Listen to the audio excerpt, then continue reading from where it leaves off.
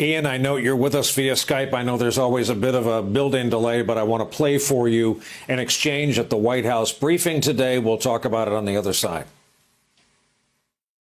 Why do you keep calling this the Chinese virus? There are reports of dozens of incidents of bias against Chinese Americans in this country. Why do you keep using this? A lot of people say it's racist. It's not racist at all. No, not at all. A person at the White House used the term Kung Flu.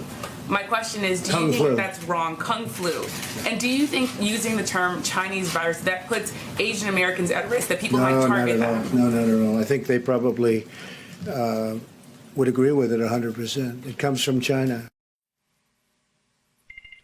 Ian, what are we doing here? Well, President Trump hasn't referred to this as the Chinese flu until about 2 days ago.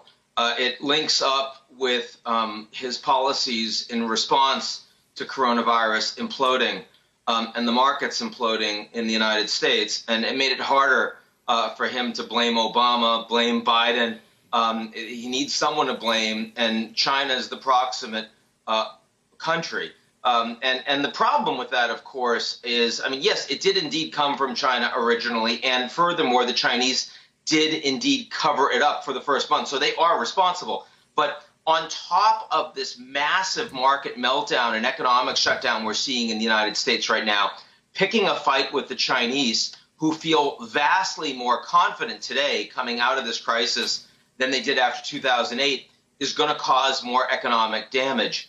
And while it's politically expedient for Trump to do so in an electoral cycle, the likelihood that we end up in an economic fight with the Chinese, where we pull out of the phase one trade deal, they're not buying the goods they promised to buy, and the Chinese are making gains in places like Europe, the Middle East, where they're actually providing humanitarian medical aid, supplies, personnel, and the Americans are actually undermining the relations with those countries. The potential that we end up coming out of this coronavirus crisis in a Cold War with the Chinese is becoming real. That's an additional shock right now that you really don't want as we face by far the worst economic crisis we've had in a long time.